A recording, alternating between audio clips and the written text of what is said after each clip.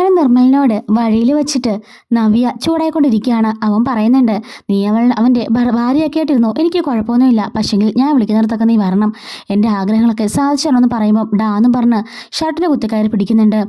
നീ വിചാരിക്കുന്നൊരു പെണ്ണൊന്നും അല്ല ഞാൻ, എനിക്ക് കാശിനോട് ആർത്തിയുണ്ട് ശരിയാ എന്നും വെച്ചിട്ട് എന്നെ നീ ആ കൂട്ടത്തിൽ പെടുത്തണ്ട. നീ വിളിച്ചാൽ വരുന്നിടത്തൊക്കെ വരാനുള്ളതൊക്കെ നിന്റെ വീട്ടിലെ പെണ്ണുങ്ങളെ വിളിച്ചാൽ മതി, അല്ലാതെ മേലാൽ എൻ്റെ മെക്കിട്ട് കയറാൻ വരരുത് എന്ന് നവ്യ പറയുന്നുണ്ട്. ഇത് നമ്മൾ കാണുന്ന ലാസ്റ്റ് കൂടിക്കാഴ്ചയാണ്. ഇനി എൻ്റെ ഫോണിലേക്ക് നിന്റെ കോളോ ഒന്നും വന്നേക്കല്ല്, പിന്നെ പോലീസ് സ്റ്റേഷനിൽ പോയി കിടക്കാൻ റെഡി ആയിക്കോ എന്ന് പറയുന്നുണ്ട്. ശരി ഞാൻ സമ്മതിച്ചു, പോലീസ് സ്റ്റേഷനിൽ പോകുന്നതിന് മുമ്പ് നമുക്കൊന്ന് കൂടിയാൽ മതി, ആ സന്തോഷത്തിൽ ഞാൻ പോയേക്കാം എന്ന് പറയുന്നുണ്ട്. നീ ഇത്രയ്ക്ക് വൃത്തികെട്ടവനാണോ എന്ന് ചോദിക്കുകയാണ്. നീ എന്താടി വലിയ പതിവ്രത കളിക്കുന്നത്, നീ ഇതുവരെ ആരുടെയും കൂടെ പോയിട്ടില്ലടി എന്ന് ചോദിക്കുമ്പോൾ ഇന്നേ വരെ ഞാൻ ആരുടെയും കൂടെ പോയിട്ടില്ല, അങ്ങനെയൊന്നും അല്ല എൻ്റെ അമ്മ അച്ഛൻ എന്നെ വളർത്തിയിട്ടുള്ളത്. നീയൊക്കെയായിട്ട് നല്ല ഫ്രണ്ട്ഷിപ്പ് ആയിരുന്നു, നിനക്ക് എന്നെ സ്നേഹമാണെന്ന് അറിഞ്ഞ പിന്നെ ഞാൻ നിന്റെ കൂടെയും അടുത്തിടാൻ വന്നിട്ടില്ലല്ലോ. എൻ്റെ ഭർത്താവല്ലാതെ ഇന്നേ വരെ എൻ്റെ ശരീരത്ത് മറ്റൊരു പുരുഷൻ തൊട്ടിട്ടില്ല, അത്രയും പതിവ്രത തന്നെയാണ്, എനിക്കത് ഉറപ്പുണ്ട് എന്ന് പറയുന്നുണ്ട്. എനിക്ക് അങ്ങനത്തെ പെണ്ണുങ്ങളെയാ എനിക്കും ഇഷ്ടം, അവളുമാരാകുമ്പം നല്ലതാ എന്ന് പറയുന്നുണ്ട് നിർമ്മൽ. എന്നിട്ട് പറയാണ്, ഇനി മേലാൽ വിളിക്കുകയോ കാണുമോ എന്തെങ്കിലും ചെയ്താൽ എൻ്റെ സ്വഭാവം മാറും എന്നും പറഞ്ഞിട്ട് അവൾ അവിടെ നിന്ന് പോകുന്നുണ്ട്. വീട്ടിൽ പോയിട്ട് അവൾ ആകെപ്പാടെ ടെൻഷൻ അടിച്ച് അവിടെ ഇരിക്കുന്നുണ്ട്. എന്താ ചെയ്യണ്ടേ, ആരോട് പറയണം, അബിയോട് പറഞ്ഞാലോ എന്ന് ആലോചിച്ച് അവളിങ്ങനെ അങ്ങനെ സിറ്റ് ഔട്ടിൽ ഇങ്ങനെ ഇരിക്കുന്നുണ്ട്. അപ്പോഴേക്കും അബിയും നിർമ്മലും തമ്മിൽ കാണുന്നുണ്ട് കേട്ടോ. അപ്പൊ അബി ചിരിച്ചുകൊണ്ട് പറയാണ്, മതി ഇത്രയും മതി, അവൾ നിന്നെ കാണാൻ വന്നിട്ടുണ്ടെങ്കിൽ അതിന്റെ അർത്ഥം അവൾ പേടിച്ചിട്ടുണ്ടെന്നാ. നിർമ്മല് പറയാണ്, അങ്ങനെ പേടിയുണ്ടെന്ന് തോന്നുന്നില്ല, കാരണം തലയുയർത്തി പിടിച്ച് തന്നെ സംസാരിച്ചത്. അബി പറയാണ്, അവളുടെ മനസ്സിലെ പേടിയാ അവൾക്ക് ആ ധൈര്യം തരുന്നത്. എന്തായാലും അവൾ അത് ആരോട് പറഞ്ഞിട്ടില്ല, കാരണം പറഞ്ഞെങ്കിൽ ആദ്യം പറയേണ്ടത് എന്നോടല്ലേ, പിന്നെ ഒരു ഭാര്യ ഭർത്താവിനോട് ഇങ്ങനത്തെ കാര്യങ്ങളൊക്കെ പറയുമോ, നമുക്ക് നോക്കാം ഇതെവിടം വരെ പോകുന്നു. പിന്നെ നീ മാക്സിമം അവളെ തിരിച്ചണം, എന്നെ എൻ്റെ അമ്മേനെ കുറെ അവൾ തിരിച്ചതാ, അവൾ ഞങ്ങളെ ചതച്ചിട്ട് കയറി വന്നവളാ, അതുകൊണ്ട് അവൾക്കിട്ട് മാക്സിമം പണി കൊടുക്കണം, അവസാനം അവൾ ആ തീയില് വെന്തുരുക്കി തീരണം എന്ന് പറയുന്നുണ്ട്.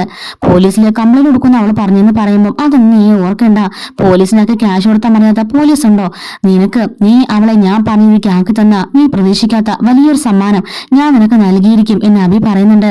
നിർമ്മല പറയുന്നുണ്ട്, എത്രയും പെട്ടെന്ന് ഇതൊക്കെ ഒന്ന് കഴിയാൻ മതിയായിരുന്നു, എനിക്ക് ആകെപ്പാടെ വല്ലാത്തൊരു പേടിയും വല്ലാത്തൊരു ഇതൊക്കെ ആവുന്നുണ്ടെന്ന് പറയുമ്പോൾ നീ ഒന്നും ഓർത്ത് പേടിക്കണ്ട, ഞാനെന്തായാലും അവരുടെ അടുക്കലേക്ക് ചെല്ലട്ടെ എന്നും പറഞ്ഞിട്ട് എന്നിട്ട് അബി പറയുന്നുണ്ട്, കുറച്ച് ഇതുവരെയുള്ളത് നമ്മൾ മോർഫ് ചെയ്ത ഫോട്ടോസ് അല്ലേ, ഇനി കുറച്ച് ഒറിജിനാലിറ്റിയുള്ള ഫോട്ടോസും വീഡിയോസും ഒക്കെ വേണം, അതിന് എന്തൊക്കെയാ ചെയ്യേണ്ടതെന്ന് ഞാൻ നിനക്ക് പറഞ്ഞു തരാം, അതുപോലെ നീ അങ്ങ് അനുസരിച്ചാൽ മതി, എത്രയും പെട്ടെന്ന് അവളെ വീട്ടിൽ നിന്ന് പുറത്താക്കണം, അടുത്ത് തന്നെ വീട്ടില് വലിയൊരു മുഹൂർത്തം ഫംഗ്ഷനൊക്കെ നടക്കുന്നുണ്ട്, ആ സമയത്ത് തന്നെ അവളെ എല്ലാവരും മുമ്പിൽ വെച്ച് വലിച്ചു കയറി ചവിട്ടി പുറത്താക്കണം എന്ന് അബി പറയാണ്.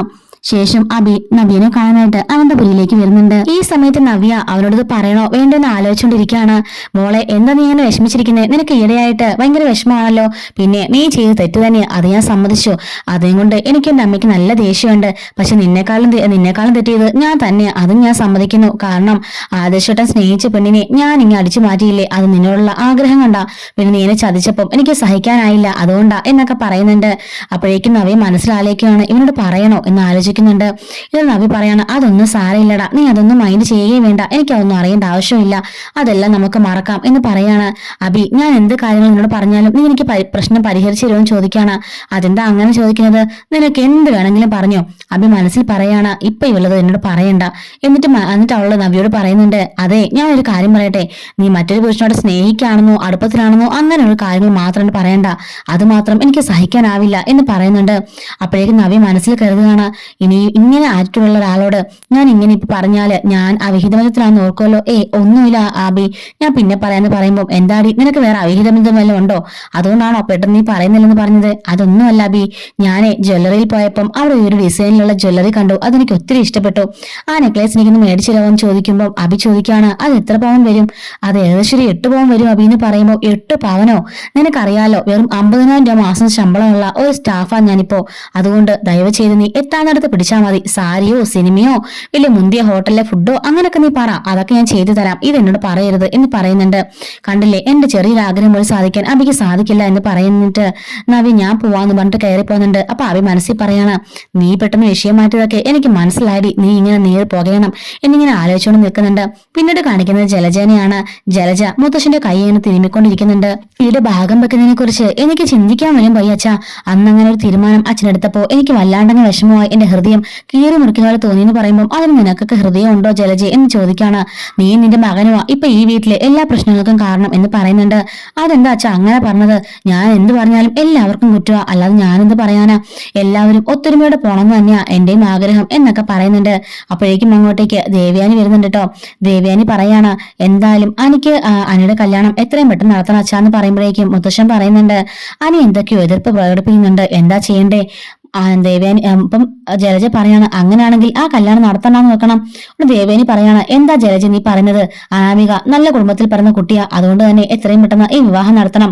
അനിയുടെ കാര്യമൊക്കെ ഞാൻ ഏറ്റു, അനി ഞാൻ പറഞ്ഞ് എന്തും അനുസരിച്ചോളും. പിന്നെ അവനിപ്പോ ഏറ്റവും കൂടുതൽ അനുസരിക്കുന്നത് അവളെയാ, ആ നയനേനെ. അതേ ഉള്ളൂ എനിക്കൊരു ബുദ്ധിമുട്ടെന്ന് പറയുമ്പം മുത്തശ്ശൻ പറയാണ്, മറ്റെല്ലാ കാര്യത്തിലും നീ പെർഫെക്റ്റാ, പക്ഷെ നിന്റെ മരുമകളുടെ കാര്യത്തിൽ മാത്രം നീ ഇങ്ങനെ ഇതായി പോയല്ലോ.